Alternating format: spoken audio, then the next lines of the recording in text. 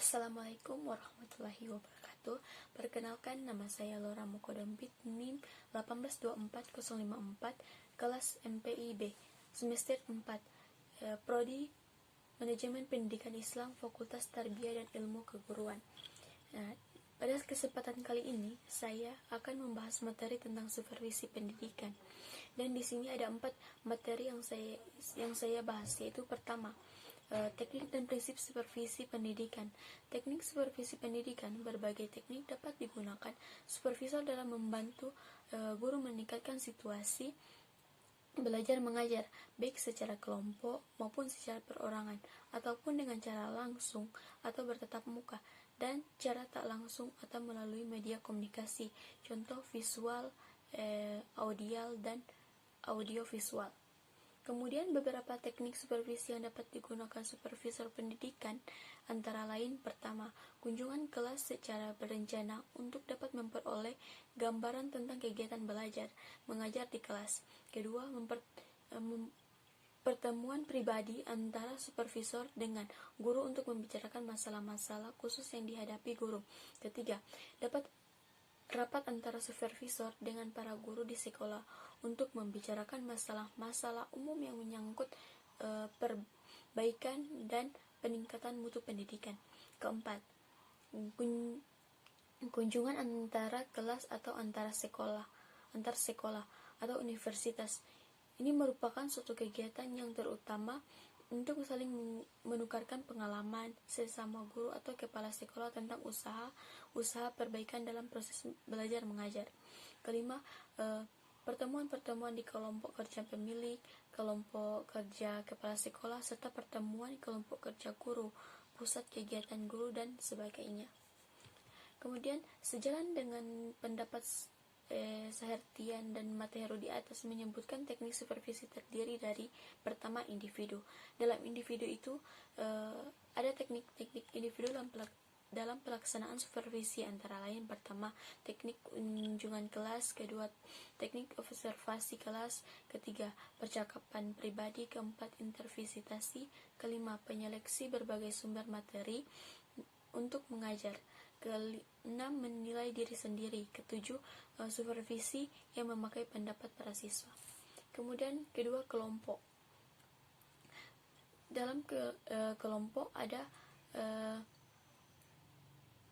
teknik supervisi yang bersifat kelompok itu antara lain pertemuan, orientasi bagi guru, dan kedua, panitia penyelenggara; ketiga, rapat guru; keempat, studi kelompok antar guru; kelima, diskusi; keenam, workshop.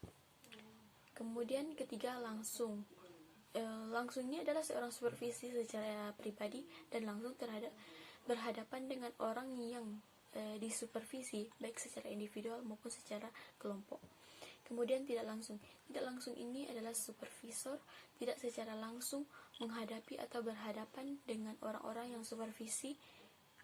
yang disupervisi, tetapi mempergunakan berbagai alat atau media komunikasi, contohnya melalui radio, surat, atau papan pengumuman. Kemudian prinsip supervisi pendidikan. Prinsip supervisi pendidikan ini terbagi menjadi dua, yaitu prinsip fundamental atau dasar, kedua, prinsip praktis. Kemudian adapun prinsip supervisi, yaitu pertama, mengutamakan prakarsa dan tanggung jawab kepala sekolah; kedua, mengutamakan hubungan kemitraan; ketiga, demokratis; keempat, berorientasi kebutuhan dan aspirasi kepala sekolah. Kemudian kelima, saran-saran perbaikan segera diberikan; keenam, bersifat bantuan untuk meningkatkan kemampuan manajerial kepada kepala sekolah. Kemudian materi kedua. Materi kedua ini tentang bahan dan pola pendekatan supervisi. Pola pendekatan supervisi pendidikan. Pendekatan berasal dari kata approach, adalah cara mendekatkan diri kepada objek atau langkah-langkah menuju objek. Ciri-ciri keempat prototipe guru tersebut yaitu sebagai berikut: pertama, guru yang profesional; kedua, guru tentang kritik; ketiga, guru yang sibuk; keempat, guru yang tidak bermutu. Kemudian adapun beberapa pendekatan yang dapat digunakan dalam supervisi. Pertama itu pendekatan direktif, kedua pendekatan non-direktif, ketiga pendekatan kolaboratif, keempat pendekatan ilmiah, kelima pendekatan klinik. Kemudian ada bahan dan alat supervisi pendidikan. Bahan yang digunakan untuk kegiatan supervisi yaitu sebagai pertama informasi atau data supervisi, kedua itu sumber data supervisi. Kemudian materi ketiga ini tentang kepemimpinan dalam supervisi pendidikan. Kepala sekolah sebagai tanggung jawab. Kepala sekolah ini merupakan personel sekolah yang bertanggung jawab terhadap seluruh kegiatan sekolah. Ia mempunyai wewenang dalam tanggung jawab, dipimpinnya dengan dasar Pancasila yang bertujuan untuk pertama, meningkatkan ketakwaan terhadap Tuhan Yang Maha Esa, kedua, meningkatkan budi pekerti, ketiga, memperkuat kepribadian, keempat, mempertebal semangat kebangsaan dan cinta tanah air. Kemudian kepala sekolah sebagai pemimpin sekolah.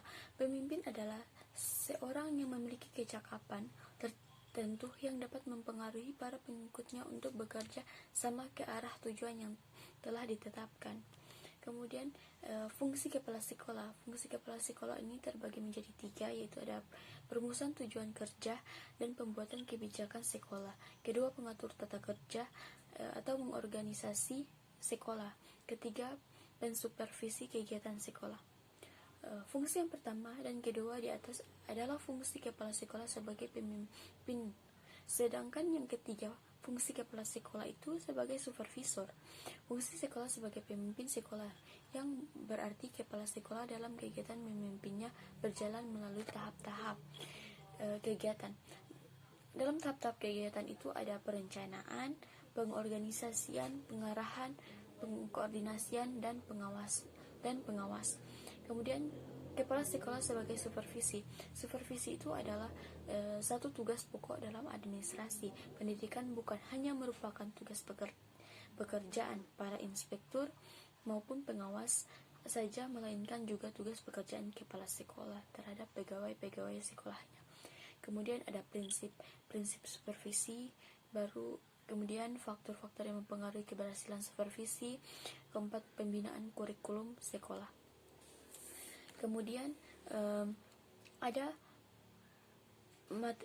materi keempat, yaitu jenis-jenis pembelajaran supervisi pendidikan. Yaitu jenis-jenis pembelajaran supervisi pendidikan ini ada supervisi umum dan supervisi pengajaran. Kemudian supervisi klinis. Alat-alat bantu supervisi pendidikan yaitu pertama, perpustakaan profesional dan perpustakaan sekolah. Kedua, buku kurikulum atau rencana pelajaran dan buku pegangan guru. Ketiga, buletin pendidikan dan buletin sekolah. Keempat itu penasihat asli dan resource person. Kemudian ada cara melaksanakan supervisi pendidikan. Pertama, observasi kelas. Kedua, saling mengunjungi.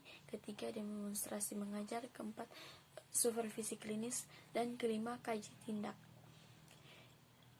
Baik, itulah hasil pembahasan saya. Sekian, wassalamualaikum warahmatullahi wabarakatuh.